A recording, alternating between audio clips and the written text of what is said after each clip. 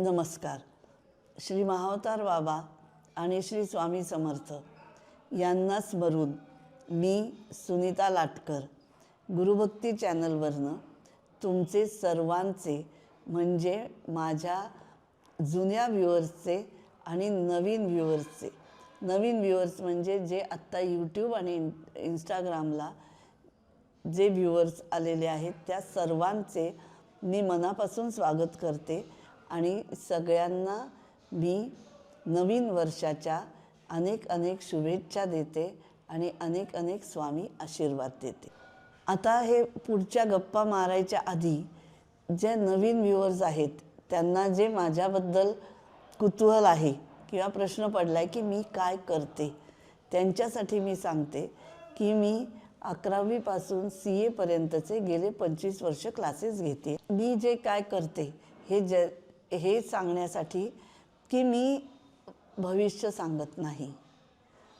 माझ्या सांगण्याची जी पद्धत आहे ती अशी आहे की तुमची कर्म आणि त्या कर्मातून तुमचं भविष्य तुम्ही कसं घडवू शकता हे परमेश्वराच्या संवादातून मला तुम्हाला सांगता येतं. माझ्या नवीन आणि जुन्या प्रेक्षकांना मला सांगायला खूप आनंद होतोय मला की माझा जो गुरुभक्ती चॅनल हा काढायचा हेतू हा मी खूप लोकांना भविष्य सांगावं किंवा माझ्यापर्यंत खूप अपॉइंटमेंट वाढाव्यात हा अजिबात नव्हता. माझा मेन हेतू असा होता की प्रत्येक माणसाने परमेश्वराच्या तिथे एक नमस्कार करणं गरजेचं आहे आणि तो सगळ्यांना नमस्कार करायची इच्छा होऊ देत एवढा एकच माझा हेतू होता. आणि आत्ता ज्या व्हिडिओनंतर मी ज्या कमेंट्स वाचल्या ज्या मी वाचते ऐकते दोन्ही आहे की त्याच्यातनं मला आनंद होतो आहे सांगायला की पुष्कळशा लोकांना हा विचार पटला आहे आणि पुष्कळशी लोक रोज एक नमस्कार करायला लागली आहेत. ह्याच्यात मला खूप मनापासून सांगायला आनंद होतो की मला लोकांनी असंही सांगितलं आहे की आमचा देवाकडे बघायचा दृष्टिकोन बदलला. हे सगळ्यात महत्त्वाचं मला वाटतं. मला लोक देवळात जायला लागली आहेत, जप लिहायला लागली आहेत, तारक मंत्र ऐकायला लागली आहेत, त्यांना निवांत झोप लागते आहे, शांतता वाटते आहे. हे जे सगळं लोकांच्या कमेंट्स मी वाचते त्यांनी मला खूप मनापासून आनंद होते आणि तुमच्या सगळ्यांचं मला खूप कौतुक वाटतं आहे की तुम्ही हे उपाय करायला सुरुवात केली आहे. माझा गुरुभक्ती चॅनल चालू करायचा हेतूच हा होता की लोकांनी हे साधे सोपे उपाय आहेत ते करावेत आणि तुम्हाला त्याच्यातनं अनुभूती मिळत राहावी. असेही कमेंट्स आलेले आहेत की आम्ही हे चालू केलं पण आम्ही जपही लिहायला चालू केला, आम्ही नमस्कारही करायला चालू केलं आहे पण आम्हाला सातत्य आमच्यात राहत नाही आहे तर त्याच्यासाठी काय करावं. आम्ही जप लिहायला चालू केले, आम्ही नमस्कार करायला पण चालू केलेला आहे पण आम्हाला मोटिवेशन नाही मिळत आहे, कॉन्सन्ट्रेशन होत नाही आहे, एका ठिकाणी बसता येत नाही आहे. तर हे जे त्याच्यासाठी आजचा हा मी व्हिडिओ करत आहे की सातत्य कसे टिकवावे. तर सातत्य कसे टिकवावे ह्याच्या संदर्भात जे काय मला तुम्हाला सांगायचं आहे ते मी या पद्धतीने सांगते की सातत्य टिकवण्यासाठी तुम्ही एकदम मोठा घास घेऊ नका. तुम्ही तुमच्या सुट्टीच्या दिवशी तुम्ही जप लिहा, तो जास्ती वेळ लिहा. तुम्ही देवाला जा, देवाच्या तिथे जास्ती वेळ बसा. हे तुम्ही पहिलं सुट्टीच्या दिवशी करा.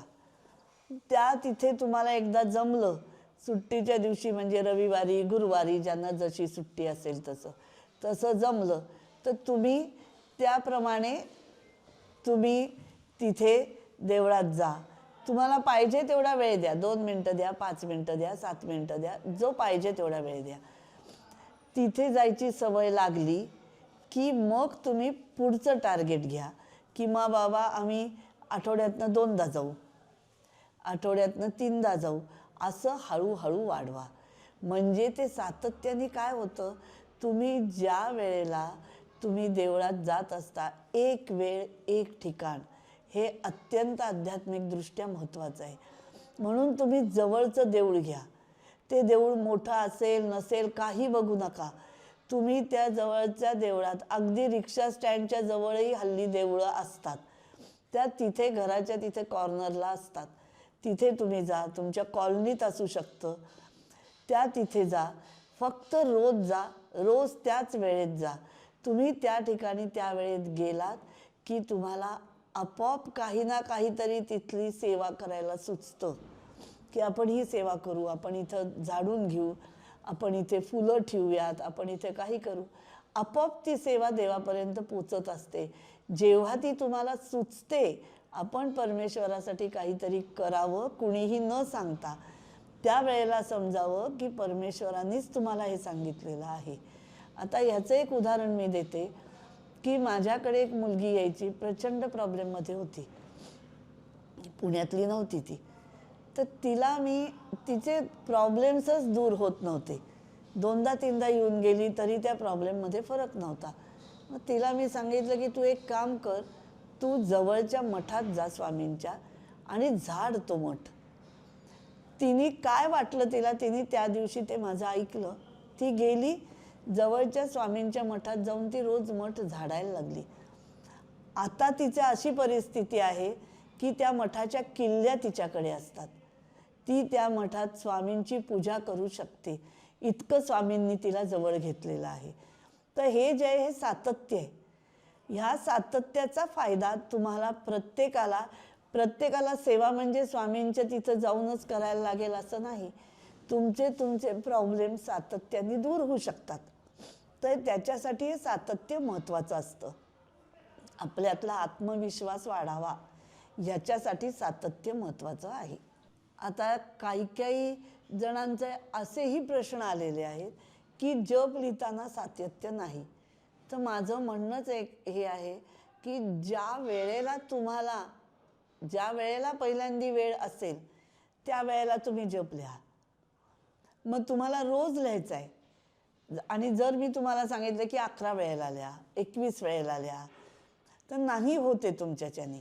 तर काही फरक नाही पडत. तुम्ही रोज एकदा लिहा आणि ज्या दिवशी सुट्टी असेल त्या दिवशी तुम्ही तो जप जास्ती वेळेला लिहा. ही सवय लागली. तुम्ही जेव्हा तारखा घालाल तिथे की आज 2 तारखेला बाबा मी एकदाच जप लिहिलाय, पण मी 4 तारखेला माझा जप 21 वेळेला झालाय, हे तुम्हाला कळेल आणि तुमची वेळ तुम्हाला सापडेल. त्या वेळेला जप लिहा.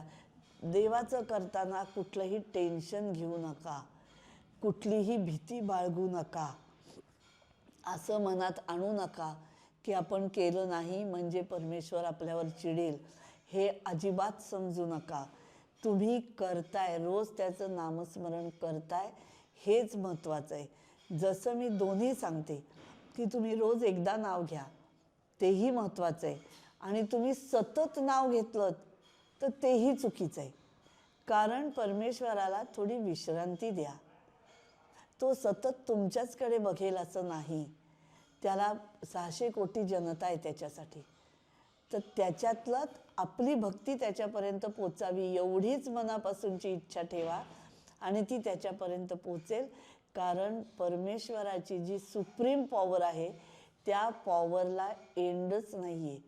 ती एंडलेस आहे आणि ती एवढी ताकद आहे की ती सगळी आपली ताकद त्याच्या एका हातात मावेल, त्याच्या इतकी परमेश्वराकडे ते ताकद आहे, त्याच्यात पॉवर आहे. सातत्याचं उदाहरण म्हणजे मी एक घेते की माझ्याकडे एक मुलगी येते.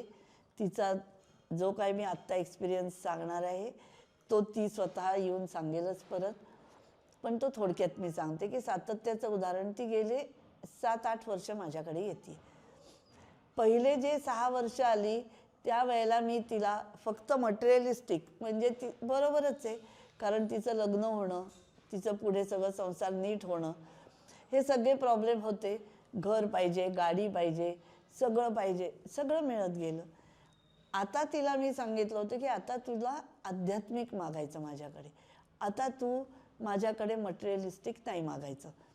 त्याप्रमाणे ती आली माझ्याकडे. मी तिला म्हणलं की तू नामस्मरण म्हणजे मेडिटेशन कर. नामस्मरण वेगळं आहे आणि मेडिटेशन वेगळं आहे. तर ते करताना तू तू काय कर, तर तू पहिली तुझ्या गॅलरीत बस, तिथनं आकाश दिसेल, मोकळा भाग दिसेल जो आहे तो. त्या जितक्या लांबवर तुला दृष्टी कॉन्सन्ट्रेट करता येईल ते एक कुठलं तरी झाड पकड किंवा खांब पकड आणि त्याच्यावर कॉन्सन्ट्रेट कर. आणि हे किती वेळ कर, तर हे 5च मिनटं कर. कारण ज्या वेळेला तुम्ही असं लांब कॉन्सन्ट्रेट कराल किंवा मेडिटेट कराल, तुम्हाला प्रत्येकाला हा अनुभव येत असेल, तर तुमच्या डोळ्यातनं घळाघळा पाणी यायला लागतं. तिला सांगितलं ते पाणी येते ते येऊन जाऊ देत, परत दृष्टी स्थिर करायची, पाणी पुसायचं, परत दृष्टी स्थिर करायची. असं करता करता ती पहिल्या दिवशीच 25 मिनटं बसली. तिला कळलंच नाही. आणि तिचा जो अनुभव, जो माझ्या दृष्टीने अनुभूती होती, की ती म्हणली की माझ्या शरीरातनं काहीतरी दूर जात आहे आणि ते परत माझ्याकडे येते, हे असं काहीतरी वेगळंच मला अनुभवायला मिळालं. तर ही जी आहे ही मेडिटेशनची ताकद आहे. ही प्रत्येकाला मिळाली पाहिजे. आणि त्याच्यासाठी तुम्ही जेव्हा आता समजा मी तुम्हाला सांगितले, तुमचा जो इच्छित गुरु असेल त्यांनी जे तुम्हाला सांगितलं असेल त्याप्रमाणेच करा. की तिला मी सांगितलं आहे की रोज त्याच्याकडे कॉन्सन्ट्रेट करायचं. त्याचा अनुभव तिला आल्याने ती म्हणली मला आनंद झाला, दिवसभर मी त्या आनंदात होते. हा जो आहे हा आत्मिक आनंद असतो. हा आत्मिक आनंद मिळायला तिला 8 वर्ष गेलेली आहेत. असं नाही आहे की तिला मी आज सांगितलं आणि उद्या तिला मिळालं. हा आध्यात्मिक आनंद किंवा आध्यात्मिक पॉवर मिळायला तुम्हाला सातत्य गरजेचं असतं. आणि कुणाला ते लवकर मिळेल, कुणाला ते उशिरा मिळेल, हे ज्याच्या त्याच्या कर्मावर अवलंबून असतं. आता मी मठांबद्दल सांगते की जेव्हा मी माझे रील्स केली त्याच्यात प्रत्येकाला शंका वाटली की ह्याच मठातनं म्हणजे अंधेरीच्या मठातनं वेगळा स्वामी आशीर्वाद मिळतोय, लोणावळ्याच्या मठातनं वेगळा मिळतोय, त्याच्यानंतर दादरच्या मठातनं वेगळा मिळतोय. तर ह्याच्यावर माझं असं सांगणं आहे की स्वामींची शक्ती ही खूप महान आहे. स्वामींची शक्ती खूप मोठी आहे. स्वामी सगळीकडे एकच आहेत का, तर हो, ते एकच आहेत. पण ती जी काय मंदिरं बांधली आहेत, जे काय त्यांनी केले, प्रत्येकाने काहीतरी वेगळा संकल्प करून स्वामींसाठी मंदिरं बांधलेली आहेत, स्वामींचे मठ निर्माण केलेले आहेत. त्यांना त्यांच्या अनुभूती वेगळ्या आलेल्या आहेत.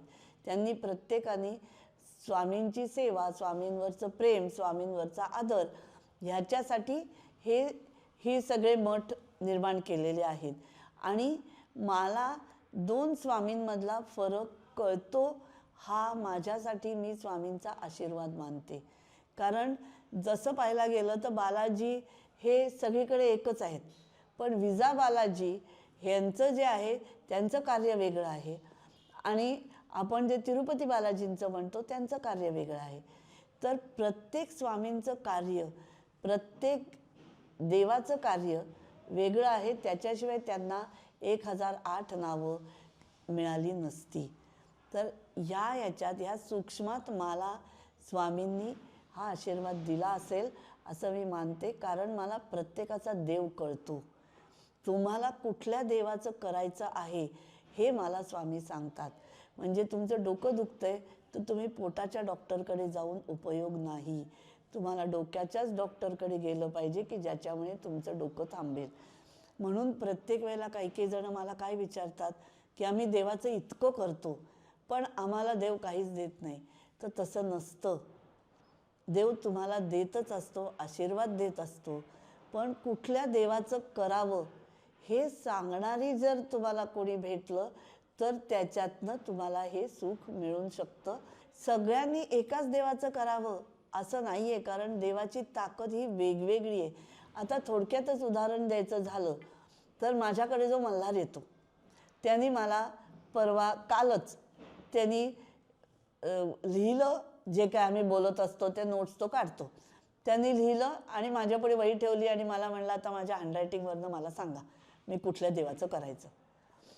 तर हे सांगितल्यावर मी 2 मिनटं कॉन्सन्ट्रेट केलं त्याच्या हँडरायटिंगवर आणि त्याला म्हटलं तुला देवाचं नाही, तुला संतांचं करायचं आहे. तर तो म्हणला असं कसं, देवाचं का नाही? म्हटलं नाही, आधी तुझ्या डोक्यावर छप्पर यायला पाहिजे. छप्पर म्हणजे कसं, तर गुरु आशीर्वाद. तो गुरु आशीर्वाद तुला जेव्हा मिळेल त्याच्यानंतर तू जे करशील ते गुरुकृपेने तुझ्या देवापर्यंत पोचेल. तर हे जे प्रत्येकाचं उत्तर असं वेगळं आहे. तुम्हाला कुठल्या संताचं करायचं आहे, कुठल्या देवाचं करायचं आहे, कुठल्या देवीचं करायचं आहे आणि किती करायचं आहे. माझी सांगण्याची पद्धतच ही आहे की तुम्ही तुमचं काम झालं की देवाला विसरून जाऊ नका, पण ज्या कामासाठी तुम्ही देवाचं करताय ते करणं थांबवा आणि देवाला स्मरा. देवाचे ऋण माना की ज्याच्याने तुम्ही कायम तुमचे संकटातनं मुक्त व्हायचे, तुमच्याकडे सोर्सेस उपलब्ध होतील, तुम्हाला मार्ग दिसतील. त्याच्यामुळे तुम्ही देवाचं करताना खूप मनोभावे आनंदी वृत्तीने मनापासून करा, टेन्शन घेऊन करू नका. हे माझं सगळ्यांना सांगणं असतं. आता काही लोकांनी मला असा प्रश्न विचारला आहे की आम्ही देवळात जातो, तुम्ही सांगितले तसं आम्ही शेजारच्या जवळच्या देवळात जातो, पण कमर्शियलायझेशन इतकं झालं देवाचं की तिथे आम्हाला दर्शन घ्यायला पण आम्हाला थोडा वेळ जातो, त्रास होतो. तर माझं सांगणं एवढंच आहे की मगाशी मी सांगितलं की जवळच्या देवळात जा. तुम्ही छोटं देऊळ बघा, मोठं देऊळ बघू नका, पण तरीही समजा तुम्ही अगदी सिद्धिविनायकाच्या जवळ राहत असाल तर तुम्हाला रोज आज सिद्धिविनायकाला जाणं जमणार नाही आहे. तर तुम्ही त्या देवळाच्या वास्तूत जा, तिथं त्याचं पावित्र्य आहे, हा अनुभव मी पण घेतलेला आहे. तर तुम्ही त्या वास्तूत जा, मनोभावे कुठल्याही ठिकाणी उभे राहा, परमेश्वर तिथे आहे. तुम्ही तिथनं मनोभावे नमस्कार करा, सिद्धिविनायक तुम्हाला दिसेल. नाही दिसला तरी तुमचा नमस्कार त्याच्यापर्यंत पोचेल, कारण तुमचे भाव आहेत. म्हणजेच उदाहरणार्थ आता कसं आहे की अक्कलकोटचे स्वामी, आपले स्वामी हे अक्कलकोटचे आहेत, पण आपल्याला सगळ्यांना अक्कलकोटला जाता येतं आहे का? तर नाही, रोज नाही जाता येत. तर आपण जे आपले स्वामी आहेत, जवळचे घरातले, त्या स्वामींना नमस्कार करतो आणि तो नमस्कार अक्कलकोटच्या स्वामींपर्यंत पोचतो. ही आपली भाबडी श्रद्धा असते. म्हणूनच मी म्हणते की हे माझे स्वामी. माझे स्वामी म्हणजे माझ्या घरातले हे माझे स्वामी. तसेच तुमचे स्वामी हे तुमच्या घरातले, तुमच्या जवळपासचे. तुम्ही ज्या स्वामींच्या तिथं जात असाल, आता जर मी अंधेरीच्या मठात रोज जात असेल तर मी म्हणणार अंधेरीचे स्वामी माझे. मी जर टिळक रोडच्या आमच्या पुण्यातल्या मठात जात असेल तर मी म्हणणार की टिळक रोडचे स्वामी माझे, कारण ते सगळ्यांचेच आहेत. म्हणूनच मी सांगते की मनापासून भक्ती आणि श्रद्धा ठेवा. भक्ती कशी असते की आपली ती भाबडी असते, मनापासून असते. आपण तिथे भाव असतो की आपण तिथे काहीही विचार करत नाही, आपले आपोआप हात जोडले जातात. आणि श्रद्धा कशी असते, मन आणि बुद्धी ह्यांचं एकत्रीकरण करून ती श्रद्धा बसते. कारण शेवटी चमत्काराशिवाय नमस्कार नाही. तुम्हाला जर चमत्कार दिसले तरच तुम्ही नमस्कार करता. आणि ह्याच्यात काही चुकीचं आहे असं नाही. जे मी पण माझ्याकडनं पण झालं असेल ते तुमच्याकडनं पण होऊ शकतं. फक्त नमस्कार करा, आपोआप चमत्कार तुम्हाला कळेल. आणि कुठला नमस्कार कुठल्या वेळी उपयोगी पडेल हे सांगता येत नाही.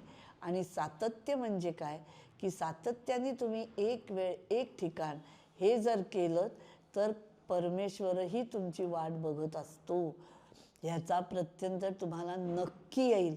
आणि जसं येईल तसं तुम्ही मला अगदी जरूर कळवा, कारण ते तुम्हालाच कळणार आहे की देवही आपली वाट बघत असतो, देवही भक्ताची वाट बघत असतो. शेवटी भक्तांमुळेच देव मोठा होत असतो. भक्तीत जेव्हा आपली शक्ती आपण देतो, म्हणजे आध्यात्मिक शक्ती देतो, त्यावेळेला ती मूर्त स्वरूपात आपल्याला दिसते. म्हणून आपल्याला एखादी मूर्ती आपल्याला भावते की आवडते, एखाद्याचं रूप आपल्याला आवडतं, तेव्हा भक्ती आणि शक्ती हे एकत्रीकरण तिथं झालेलं असतं. तुम्हाला माझ्यापर्यंत पोचण्यासाठी बरेचसे लिमिटेशन्स आहेत. म्हणजे वाट बघायला लागते. प्रत्येक वेळेला लगेचच्या लगेच तुमचा प्रॉब्लेम आला आणि मी तुम्हाला भेटले असं होत नाही आहे. तर त्या लोकांसाठी माझं असं सांगणं आहे की तुम्ही जवळचं देऊळ शोधा, जितक्या जवळ असेल की चालत जाणे इतकं आहे. बरं तुमचे प्रॉब्लेम असतात त्याच्यामुळे तुम्हाला एक वेळ ठेवता येणं शक्य नसेल, जी वेळ असेल त्या वेळेला जा, त्या देवळात जा, नमस्कार करा. तुमचे प्रॉब्लेम्स तुम्हाला बोलायचे असतील त्या देवाशी बोला, तुमचे प्रॉब्लेम दूर होतील. तुम्ही बोलला नाही तरी दूर होतील, बोललात तरी दूर होतील. त्याच्यानंतर तुम्हाला त्याच्यानेही प्रॉब्लेम तुमचे दूर नाही झाले असं वाटत असेल तर तुम्ही नामस्मरण लिहिण्याचे हे वाढवा. म्हणजे 11 वेळेला लिहित असाल तर 21 वेळेला लिहा, 21 वेळेला लिहित असाल तर 41 वेळेला लिहा. तुम्ही जपाचं नंबर्स वाढवा. त्याच्यातनंही जरी तुमचे प्रॉब्लेम सुटले नाही तर मी आहेच आहे, मी तुम्हाला भेटीन.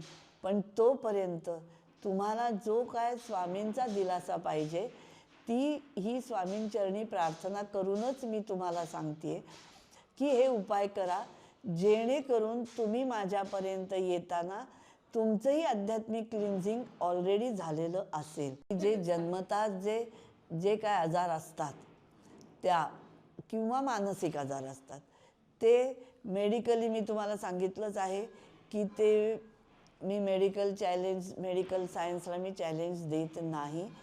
आणखीन ते तुम्ही ट्रीटमेंट चालूच ठेवा. पण स्वामी आशीर्वादाने तुम्हाला काय मिळेल तर तुम्हाला चांगला डॉक्टर मिळेल. तुम्हाला त्या डॉक्टरची ट्रीटमेंट आहे तिचा उपयोग होईल.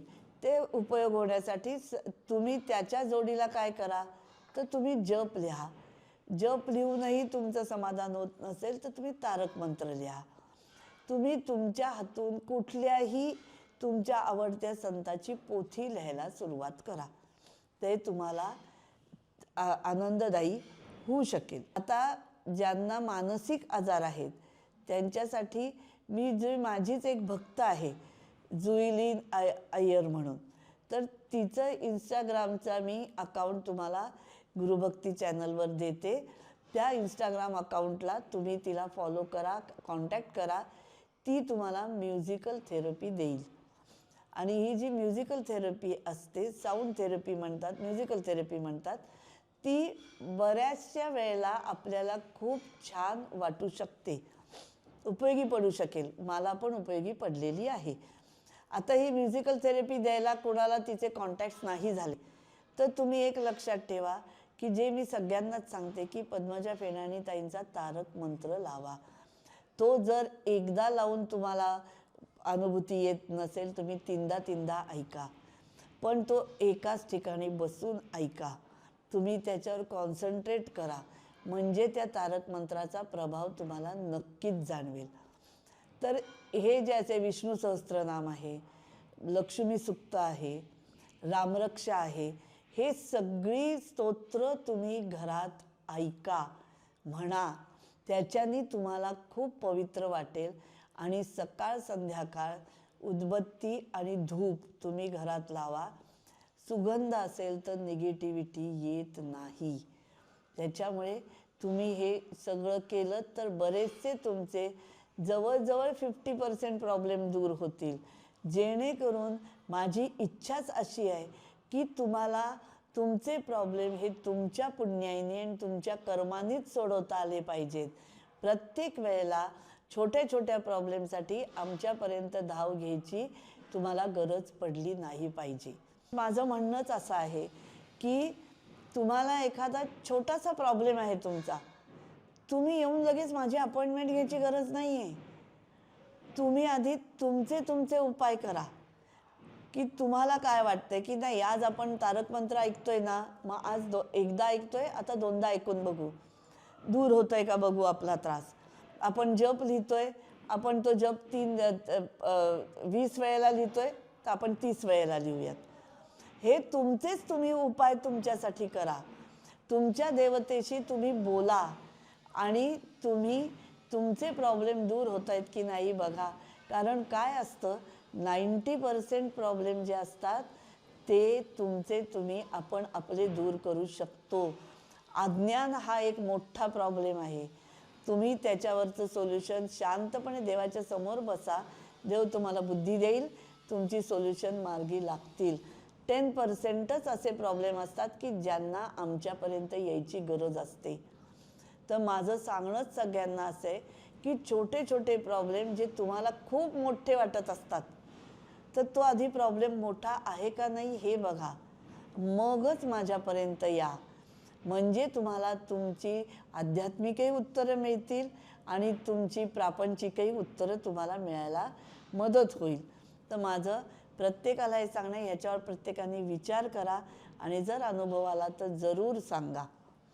आता ह्या नवीन वर्षासाठी तुम्ही जे काय संकल्प कराल, तो संकल्प तुम्ही पहिल्या दिवशी तुम्ही तुमच्या मनात धरा, तो तुमच्या देवाला सांगा आणि त्याच्याकडे अशी प्रार्थना करा की जो काही माझा संकल्प आहे, जो मी तुला सांगितला आहे, तो संकल्प माझा पूर्ण होण्यासाठी जी जी कर्म मला करायची आहेत, ती सगळी कर्म माझ्याकडनं तू करून घे आणि तुझ्या आशीर्वादाने माझा संकल्प पूर्ण होण्यासाठी ज्या व्यक्ती मला भेटवायच्या आहेत त्या व्यक्तींना तू भेटव.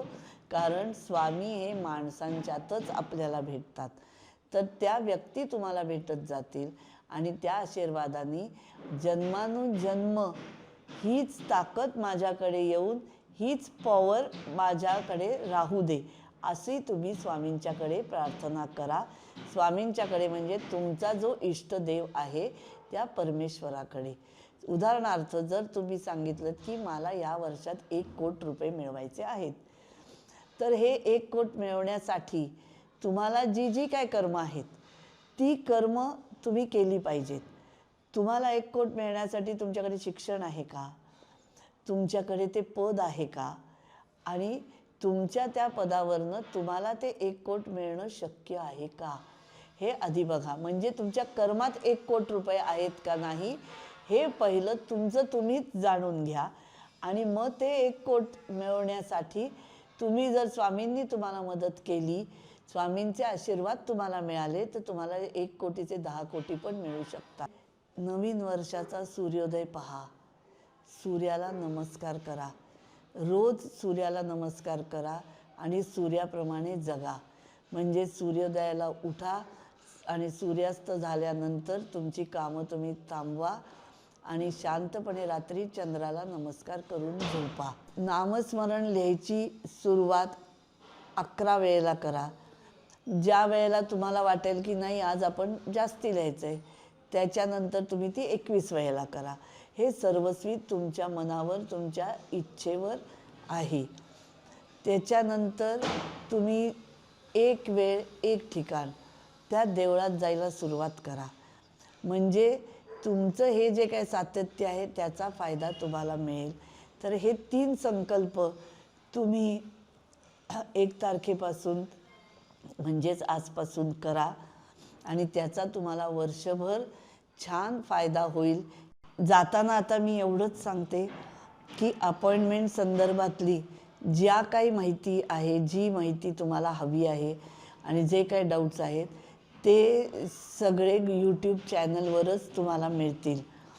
दुसऱ्या कुठल्याही नंबरवर तुम्ही फोन करू अजिबात अपॉइंटमेंट घ्यायचा प्रयत्न करू नका.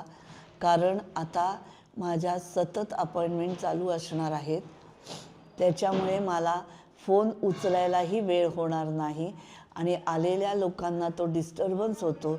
त्याच्यामुळे तुम्ही कुठल्याही नंबरवर फोन करू नका. जे चॅनलवर सांगितलेले आहेत त्याच नंबरवरून तुम्हाला सगळे अपडेट्स मिळत राहतील. माझ्या पर्सनल नंबरवर जर कोणी फोन केले तर त्यांचे नंबर ब्लॉक केले जातील, त्यांना उत्तरं मिळणार नाहीत. ही कृपा करून तुम्ही नोंद घ्या. नवीन प्रेक्षकांना हीच विनंती आहे की तुम्ही अपॉइंटमेंट संदर्भात जर तुम्हाला काही माहिती हवी असेल तर तुम्ही यूट्यूब चॅनल सबस्क्राईब करा. म्हणजे तुम्हाला वेळोवेळी ती माहिती मिळत राहील.